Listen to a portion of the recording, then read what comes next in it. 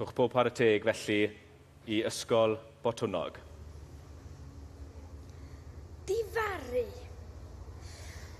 I hela a'i Llywelyn ar ei farch.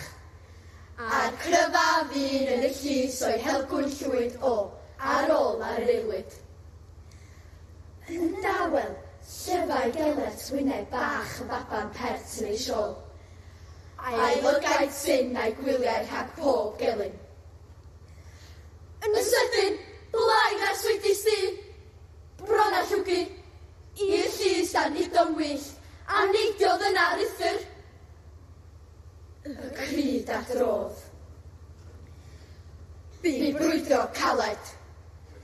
Wedyn, ar y llawr ymledau llun yn goch, lle bu hirddant gwyn gelet yn llapio gelyn. Ac yna, a'i gŵn cynnes, drwy'r gwybiau'r meistr y nes.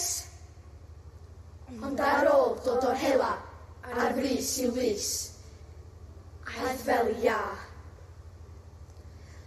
Yn drist, o chenaid ar oedd, yn uchel ac yn fflachiodd ei lam i'w ffrindiau'r wlad.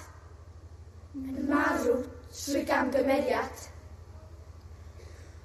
Ond ar ôl sylweddoli y cam a wnaethau ar ci, daeth dagrau a dyddiau di, o hiraeth a difaru.